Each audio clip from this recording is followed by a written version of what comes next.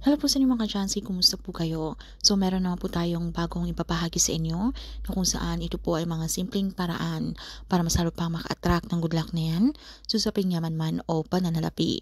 So bago po ang lahat ay nais ko lang pong ipromote sa inyo para po sa mga gusto ng mga pampaswerte sa inyong mga negosyo, sa inyong mga trabaho, sa inyong mga career, o kung kayo po ay mahiling maglaro ng anumang uri ng sugal, meron po tayong pampaswerte dyan. Para po sa mga interesado ay mag-PM lamang po kayo sa akin.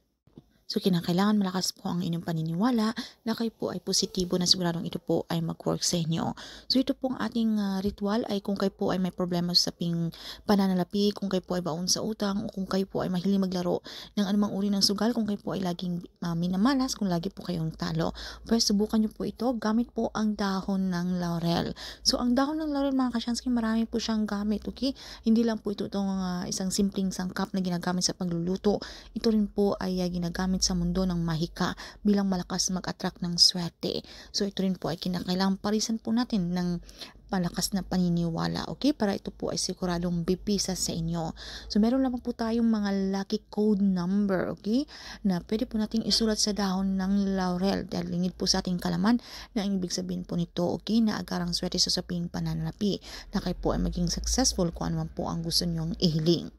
So gawin niyo lamang po ito sa umaga between 6 to 8 a.m. Ito po yung pinaka-perfect timing mga kasyansky na kayo po ay gagawa ng anumang ritual. Okay? Kinakailangan maghanap tayo ng parte sa ating pamamahay na hindi po tayo madistract, tayo po ay makapag-focus, kayo po ay makapag-concentrate, na hindi po tayo huminto-hinto, tayo po ay lumingon-lingon para hindi po mawalan ng bisa. Okay?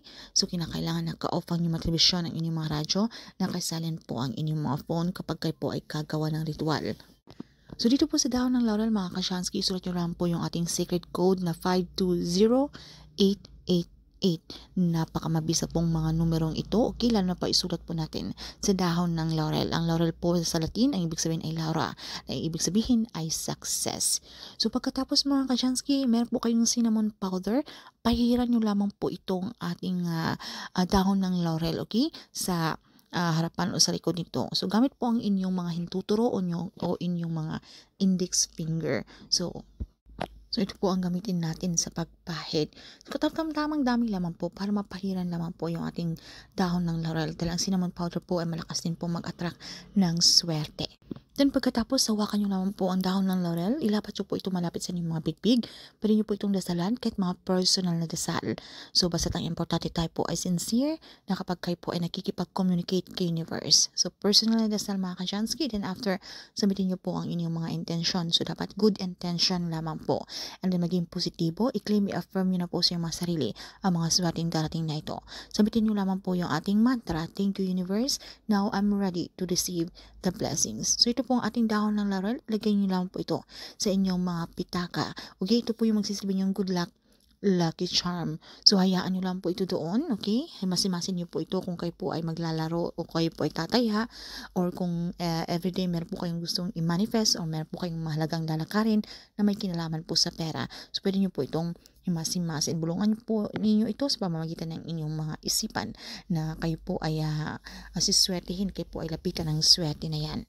At kapag nangyari naman po ang isa sa inyong mga kahilingan, pwede nyo na po itong dispose, pwede po ninyo itong sunugin at ang abo nito ay tapon nyo po sa harapan ng inyong mga front door o ng inyong mga main door. Or kung meron po kayong mga favorite na mga halaman, ito po ay malago, okay, doon nyo po ito ilagay. At kung meron po kayong panibagong kahilingan mga kajansky, pwede po kayong gumawa ulit ng panibago, alright? So yun naman po, at kinakailangan tayo po ay maging positibo at samahan po natin ito ng aksyon, pagpaplanong gagawin. Kinakailangan na tayo pa rin po ay patuloy na magsumikap. So wag po tayong maging tamad na porket meron po tayong pampaswerte ay wala na po tayong gagawin.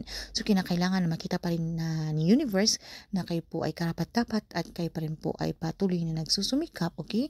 Para maabot po natin yung ating pangarap. Na sa atin pa rin po ang may control at tayo pa rin po ang gumagawa ng ating kapalaran. Na sa ating kamay ang tagumpay mga kachansky. So anyway, kung meron po kayong mga katanungan o hindi mo masyadong klaro sa topic na ito, ay pag-comment na lamang po sa ibaba.